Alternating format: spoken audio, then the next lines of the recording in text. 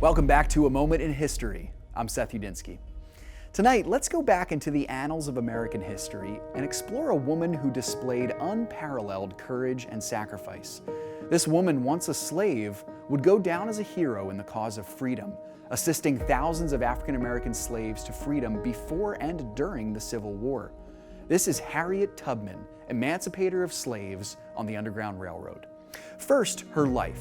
Tubman was born under a different name, Arminta Ross, as a slave in Maryland in 1820. In 1844, she married a man named John Tubman and changed her first name to Harriet, which was also her mother's name. After overhearing rumors that she might be sold back into slavery, which was commonplace in the pre-war South, even for freed blacks, Tubman fled her home in 1849. During the next decade, she began to assist runaway slaves in escaping to the North to freedom.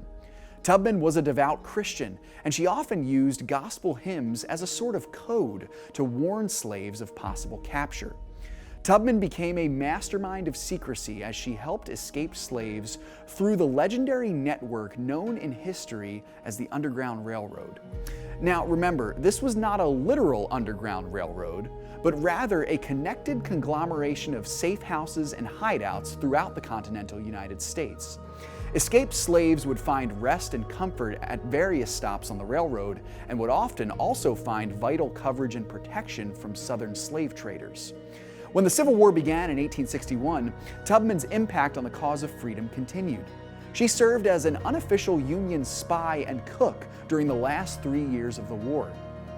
Tubman was not just a well-meaning freed slave who wanted to help out in any way she could, though.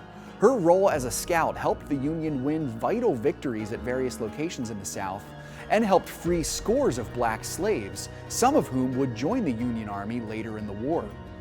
After the war, Tubman was revered as a heroine by blacks and whites alike. And even after the war, she continued to serve those in need. In 1908, as an old woman, she established the Harriet Tubman Home for the Aged in New York State. She died there as a patient 5 years later, on March 10, 1913, at the age of 91. Thanks so much for joining me once again for A Moment in History.